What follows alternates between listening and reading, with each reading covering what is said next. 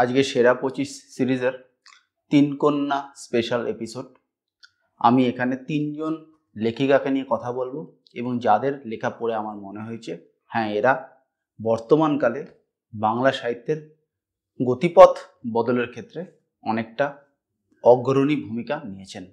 হ্যাঁ, আমি রক্তিম। তো চলুন ভিডিও শুরু করা যাক।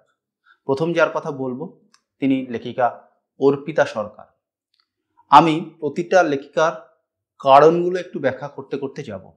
অর্পিতা সরকার তার মূল যে ফোকাস এরিয়া সম্ভবত তিনি নিজেও জানেন, যে কারণে তিনি এত মাচ অ্যাপ্লডেড হন, বইমেলায় তার পিছনে যে এত পাঠকদের বা এত ভক্তের ভিড় থাকে, তার বড় কারণ উনি প্রেম নিয়ে লেখেন। এবং ঠিক এই জায়গাটাই হচ্ছে প্লাস পয়েন্ট, কারণ প্রেম এমন একটা সাবজেক্ট যেটাকে ডিফাইন করা, যেটাকে কোয়ান্টিফাই করা, যেটাকে ফর্মুলেট করা বা যেটাকে একটা কোনো মডেল বা কোনো কিছু করা, এটা একটা এভারলাস্টিং প্রসেস, এটা কোনোদিন শেষ হবে না। আর উনি এক্স্যাক্টলি এই জায়গাটাই, এই কনফ্লিক্টটাই ওনার গল্পের বিভিন্ন দিকে উনি নিয়ে আসেন। অর্থাৎ প্রেমটাকে সঠিকভাবে উনি ব্যাখ্যা করার চেষ্টা করেন বা বিভিন্নভাবে ব্যাখ্যা করার চেষ্টা করেন। There is no as such clear cut definition.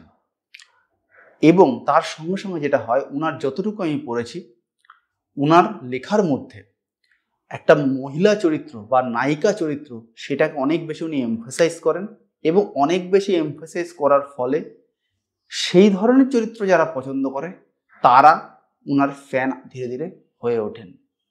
Ashapurna দেবী থেকে সুচিত্রা ভট্টাচার্য হয়ে এখনকার সময়ের সেই ব্যাটনটা, সেই মশালটা কিন্তু অর্পিতা সরকারের হাতেই রয়েছে। এবং ওনার এই ফ্যান ফলোয়িং এই মুহূর্তে আমার তো মনে হচ্ছে না কমার সেভাবে কোনো সম্ভাবনা রয়েছে। তার কারণ উনি একটা আরবান বা সেমি আরবান এই ক্লাসটা নোয়িংলি বা আননোয়িংলি ক্যাটার করছেন এবং এই ধরনের সূক্ষ্ম ইমোশনাল জায়গাগুলো দিয়ে উনি ক্যাটার করছেন। এবং এই কারণে ওনার এই 3 কন্যা এপিসোডের সম্ভবত একমাত্র লেখিকা যার রাশ বা অন্তত ফ্যান বেসের দিক থেকে, সোশ্যাল মিডিয়ার দিক থেকে যার ভলিউমটা সবচেয়ে বেশি, এই অবধি তো অবশ্যই অর্পিতা সরকার সম্বন্ধে বলা যায়। আমি অনেকদিন আগে পড়েছি, প্রায় 21-22 সালে শেষবার পড়েছি, কিন্তু এফেক্ট রয়ে গেছে আমার মনের মধ্যে এবং সেটুকুই যথেষ্ট আমার এই সিরিজে অর্পিতা সরকারকে জায়গা দেওয়ার জন্য। পরে চলে যাব এখনকার সময় আরেকজন খুব পপুলার লেখিকা, সম্প্রতি সরঞ্জিত চক্রবর্তী আনন্দ পুরস্কার পেয়েছেন। সেই পুরস্কারের বিচারকদের যে প্যানেল ছিল, সেই প্যানেলের একজন প্যানেলিস্ট লেখিকা অনিতা অগ্নিহোত্রী। অনিতা অগ্নিহোত্রী এমন কিছু বিষয় নিয়ে লেখেন, ওনার 2টো বই আমি পড়েছি, তার মধ্যে একটা নিয়ে ভিডিও বানিয়েছি, প্লাবন জল, যেটা নিয়ে সম্ভবত এখন তো দূরের কথা, আগেও কেউ লিখতো কিনা আমার ডাউট আছে। এবং ওনার লেখাগুলো কেন ভালো বা কেন বাংলা সাহিত্যকে ইমপ্রুভ করছে সেইটা একটু বোঝা দরকার। তার কারণ হচ্ছে উনি কিছু কিছু সোশ্যাল ইস্যু নিয়ে লেখেন, যে ইস্যুর মুদ্রার এপিট আর ওপিট থাকে। অর্থাৎ কোনো ডেভেলপমেন্ট হলে, কোথাও যদি মেট্রো হয়, কোনো যদি রাস্তা হয় বা কোনো যদি কারখানা হয়, তখন তার পজিটিভ এবং নেগেটিভ এক্সটার্নালিটি থাকে।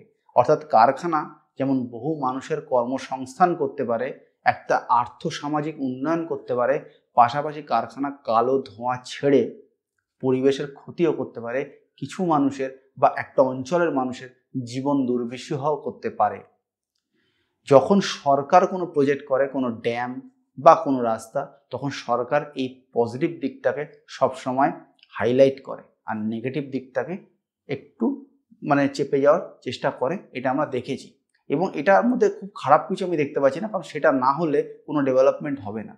অনিতা অগ্নিহোত্রীর লেখার কনফ্লিক্ট পয়েন্ট ঠিক ওই জায়গাটাই, উনি আলো ফেলার চেষ্টা করেন সেই অন্ধকার দিকগুলোতে, অর্থাৎ সেই ঘটনার নেগেটিভ এক্সটার্নালিটি জায়গাগুলোতে। আপাতত আমি ওনার যা যা পড়েছি সেগুলো নদীকেন্দ্রিক উপন্যাস। আপনারা সকলেই জানেন বা আমরা সকলেই জানি যে আমাদের এই নদীমাতৃক দেশে যে কোনো সভ্যতা গড়ে উঠেছে বা শহর গড়ে উঠেছে নদীকে কেন্দ্র করে, এবং সেই নদীকে কেন্দ্র করে পাওয়ার প্ল্যান্ট বা ড্যাম বা এই সমস্ত কিছু হয়েছে এবং সেগুলোর ফলে কার ক্ষতি কার লাভ, এই জায়গাটা ওনার লেখায় খুব ভালোভাবে উঠে আসে বলেই আমি জানি না যারা এই মুহূর্তে ভিডিও দেখছেন তারা কে কে অনিতা অগ্নিহোত্রীর লেখা পড়েছেন। তাদের সকলকে বলবো, যদি আপনার এই ধরনের বিষয়ে আগ্রহ থাকে তাহলে তো অবশ্যই পড়ুন, আগ্রহ না থাকলে অবশ্যই একটা পড়ুন, দেখুন আগ্রহ গ্রহ করে কিনা। অনিতা অগ্নিহোত্রী আরেকজন লেখিকা যিনি, এবং এই টাইপের লেখার জন্য, ঠিক আছে, উনি অনেক রকম টাইপের লেখা লেখেন, মানে সর্ট অফ রম্য বা ওই টাইপের লেখা লেখেন। আমি কিশোর ভারতীতে পড়েছি, আমি ওই টাইপের লেখার জন্য ওনাকে এখানে জায়গা দিইনি। এখানে ওনাকে জায়গা দিই, যেমন রবীন্দ্রনাথ নোবেল পেয়েছিল গোড়া লেখার জন্য না, বা চোখের বাড়ি লেখার জন্য, নির্দিষ্ট জিনিস লেখার জন্য। এটা বুঝতে হবে। আমার এই ভিডিওতে ডেফিনেটলি নোবেল নয় বা ওরকম কিছু আমি দাবি করছি না, আমি জাস্ট বলার চেষ্টা করছি যে এই টাইপের লেখার জন্য ওনাকে আমি এই সিরিজে জায়গা দিয়েছি। চলে যাব পরবর্তী এবং শেষ লেখিকার কথা, এবং তিনিও একটা লিগাসিকে, অর্থাৎ অর্পিতা সরকারের মতো একটা লিগাসিকে এখনকার দিনে ক্যারি করছেন। তিনি মৈত্রী রায় মৌলিক।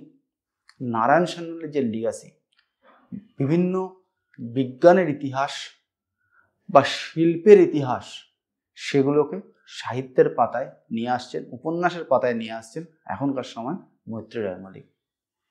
ঘটনাচক্রে এই শেষের দুজনের কিন্তু আনন্দ পাবলিশার্স থেকে লেখা আছে। অর্পিতা সরকারের সম্ভবত আনন্দ থেকে কোনো লেখা নেই, কিন্তু ওনার ডেস থেকে লেখা রয়েছে ইতি নির্ভয়পুর। তো মৈত্রী রায় মৌলিক সম্বন্ধে এটুকুই আমার বলার আছে যে উনিও যে টাইপের বিষয় নিয়ে লেখেন সেটা এখনকার সময় খুব বেশি কেউ লেখেন না, এবং ওনার যত উপন্যাস আমি পড়েছি এমন এমন সাবজেক্টকে উনি চুজ করেন যে সাবজেক্টগুলো কিন্তু ইটসেলফ প্রচুর মানে রিসার্চ এবং প্রচুর পড়াশোনা দাবি করে লেখক বা লেখিকার কাছ থেকে। এটার আবার উল্টো মানে এটা না যে অন্য সাবজেক্টগুলো দাবি করে না, আমি সেটা বলছি না, কিন্তু এই সময়ের নিরিখে আমি এটুকু বলতে পারি ওই ধরনের লেখা আর কেউ লিখছেন না। এবং এই একটা ব্যাপারে আমি অন্তত শেষের দুজনকে, অনিতা ম্যাডাম এবং মৈত্রী ম্যাডাম, এই দুজনকেই অসংখ্য ধন্যবাদ দেবো। তিনারা অ্যাটলিস্ট উজানের দিকে যাওয়ার একটা চেষ্টা চালিয়েছেন, কারণ এই থ্রিলার বা গোয়েন্দা সর্বস্ব বাজারে উজানের দিকে যাওয়ার যে একটা সাহস, যে সম্পূর্ণ অন্য একটা কিছু নিয়ে লেখা, সেটা কিন্তু এনারা দুজন দেখিয়েছেন। তাই মৈত্রী রায় মৌলিক অবশ্যই, এবং আমি আপনাদের সবাইকে বলবো মৈত্রী রায় মৌলিক পড়ুন, ভালো লাগবে অবশ্যই। আমার এই সিরিজটা হুইচ ইজ ইনকমপ্লিট উইদাউট হার, এটা সম্ভব না মৈত্রী রায় মৌলিককে বাদ দিয়ে এখনকার বাংলা সাহিত্যের গতিপথ পরিবর্তনের একটা মানে সিরিজ আমি করার চেষ্টা করছি, নিজে দেখার চেষ্টা করছি। এবং আমি এখন যখন ভাবছি তখন অনেক কিছু নিজেরও মাথায় স্ট্রাইক করছে, সেটা সম্ভব না মৈত্রী রায় মৌলিককে বাদ দিয়ে। আমি কিছু বই পড়েছি, কিছু বই সংগ্রহ করেছি, পড়বো আগামী দিনে। আপনারা আপনাদের মতো পড়ুন, কমেন্টে জানান, ভালো লাগবে, আমার বিশ্বাস ভালো লাগবে। তো আমার এই ভিডিও ভালো লাগলে অবশ্যই একটা থামস আপ, চ্যানেল ভালো লাগলে সাবস্ক্রাইব। দুটো কথা আপনাদের বলবো ভিডিওটা র্যাপ আপ করার আগে, আমাদের দুটো ফেসবুক গ্রুপ আছে, আমি এবং সহবুক টিউবার আয়ুষ্মানের। তার মধ্যে একটা হচ্ছে বই রিসেল প্রাইসে বিক্রি করার বই গ্রুপ, সেটা হচ্ছে হ্যাপি বুক সেল, ফেসবুকে পেয়ে যাবেন। ওই গ্রুপটা চাইলে জয়েন করতে পারেন। সেই সমস্ত, এবং আপনার যদি গ্রুপের রুলগুলো পছন্দ হয় অবশ্যই গ্রুপে থাকুন। আরেকটা হচ্ছে থ্রিলার নিয়ে আলোচনার গ্রুপ, কলকাতা থ্রিলার ক্লাব, সেটাও জয়েন করতে পারেন। তো দেখাবে পরের ভিডিওতে, ততদিন ভালো থাকবেন, টাটা।